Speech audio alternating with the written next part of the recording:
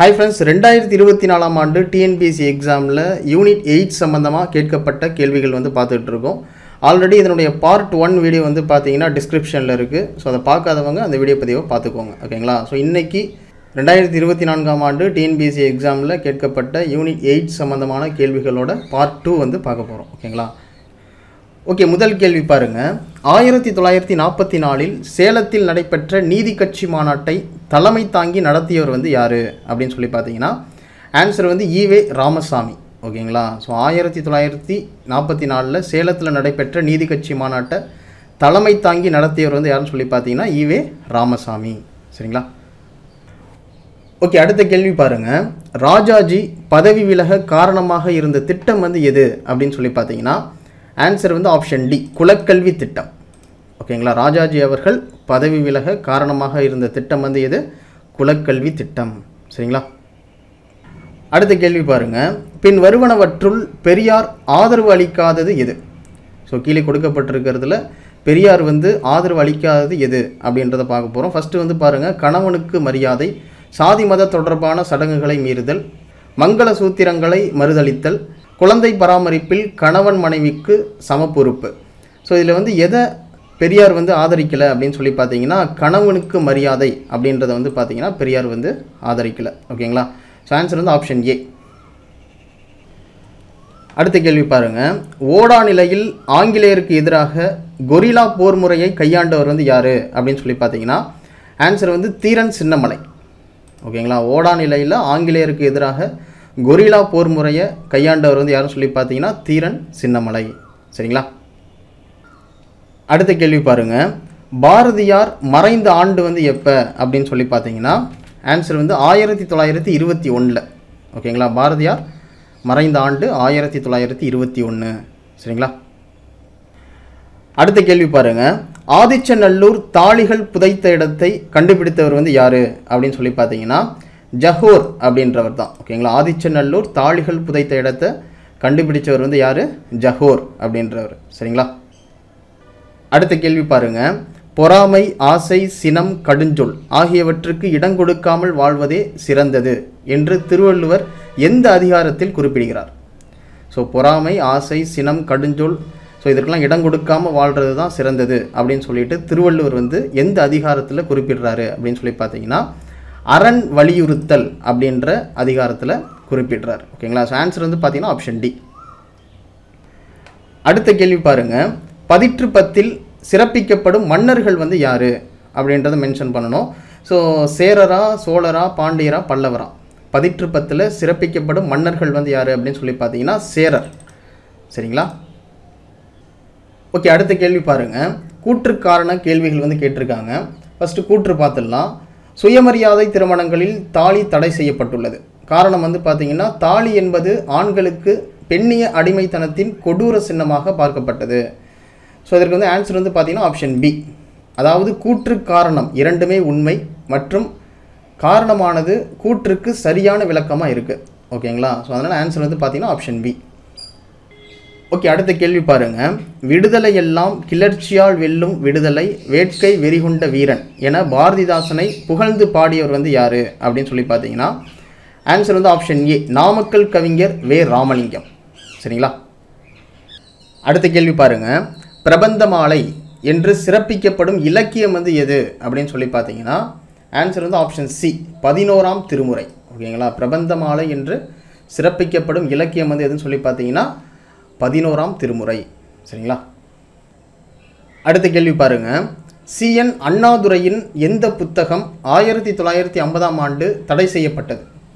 CN அண்ணாதுரையோட எந்த புத்தகம் வந்து பார்த்தீங்கன்னா 1950 தடை செய்யப்பட்டது அப்படின்னு சொல்லி பார்த்தீங்கன்னா ஆன்சர் வந்து ஆப்ஷன் ஏ, ஆரிய மாயை அப்படின்ற புத்தகம் தான். சரிங்களா? ஓகே, அடுத்த கொஸ்டின் பாருங்கள். ஸோ பெரியார் அவர்கள் எப்போது திராவிட நாடு கோரிக்கையை முன்வைத்தார்? ஸோ பெரியார் வந்து பார்த்தீங்கன்னா எப்போ திராவிட நாடு அப்படின்ற கோரிக்கையை முன்வைச்சார் அப்படின்னு சொல்லி பார்த்தீங்கன்னா ஆன்சர் வந்து 1939. சரிங்களா? அடுத்த கேள்வி பாருங்கள். அஞ்சலையம்மாள் தமிழகத்தின் எந்த பகுதியை சேர்ந்தவர்? ஸோ அஞ்சலையம்மாள் அப்படின்றவங்க நம்ம சுதந்திர போராட்டத்துக்காக பாடுபட்ட ஒரு நபர். ஓகேங்களா? ஸோ அஞ்சலையம்மாள் தமிழகத்தின் எந்த பகுதியை சேர்ந்தவர் அப்படின்னு சொல்லி பார்த்தீங்கன்னா ஆன்சர் வந்து கடலூர். சரிங்களா? அடுத்த கேள்வி பாருங்கள். சென்னை மாகாணத்தில் ஒடுக்கப்பட்ட மக்கள் பிரிவிலிருந்து முதல் முறையாக சட்ட மேலவைக்கு தேர்ந்தெடுக்கப்பட்ட நபர் வந்து யார் அப்படின்னு சொல்லி பார்த்தீங்கன்னா ஆன்சர் வந்து MC ராஜா அப்படின்றவங்க தான். ஓகேங்களா? சென்னை மாகாணத்தில் ஒடுக்கப்பட்ட மக்கள் பிரிவிலிருந்து முதல் முறையாக சட்ட மேலவைக்கு தேர்ந்தெடுக்கப்பட்ட நபர் வந்து யார்? MC ராஜா அப்படின்றவர். சரிங்களா? ஓகே, அடுத்த கேள்வி பாருங்கள். கீழடி தளம் எந்த ஆண்டு நிறுவப்பட்டது? ஸோ கீழடி தளம் வந்து எந்த ஆண்டு நிறுவப்பட்டது அப்படின்னு சொல்லி பார்த்தீங்கன்னா February 2017. ஓகேங்களா? ஆன்சர் வந்து பார்த்தீங்கன்னா ஆப்ஷன் பி, கீழடி தளம் February 2017 நிறுவப்பட்டிருக்கு. ஓகேங்களா? ஓகே, அடுத்த கேள்வி பாருங்கள். பிராமணர் அல்லாதோர் பிரகடனம் வெளியிடப்பட்ட ஆண்டு வந்து எப்போ அப்படின்னு சொல்லி பார்த்தீங்கன்னா 1916. ஓகேங்களா? பிராமணர் அல்லாதோர் பிரகடனம் வெளியிடப்பட்ட ஆண்டு வந்து எப்போன்னு சொல்லி பார்த்தீங்கன்னா 1916. சரிங்களா?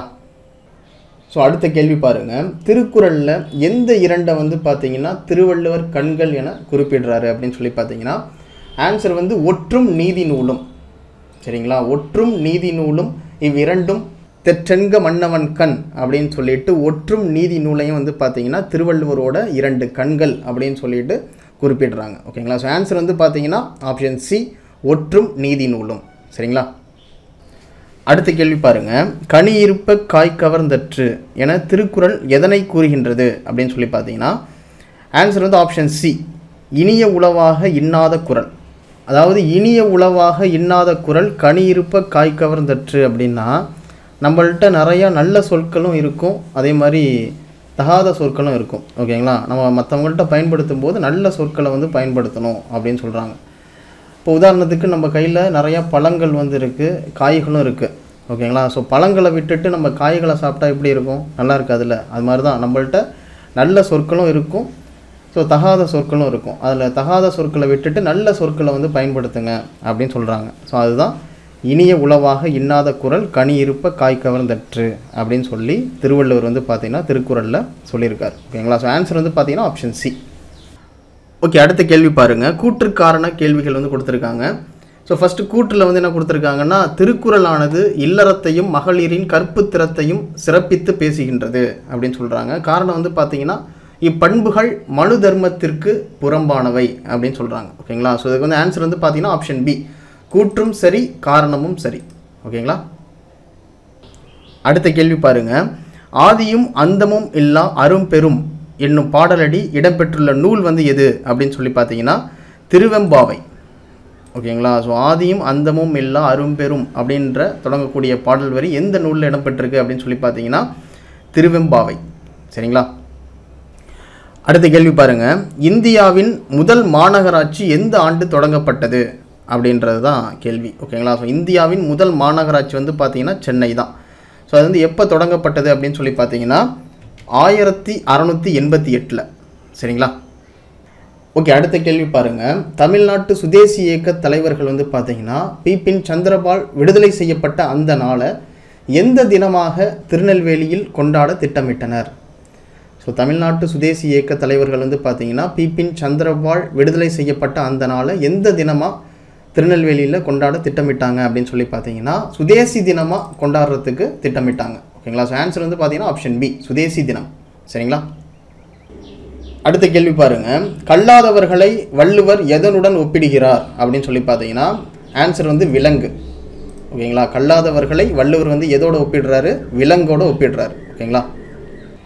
ஓகே, அடுத்த கேள்வி பாருங்கள். என்பும் உரியர் பிறருக்கு என்று வள்ளுவர் யாரை குறிப்பிடுகிறார் அப்படின்னு சொல்லி பார்த்தீங்கன்னா அன்புடையாரை குறிப்பிடுறார்.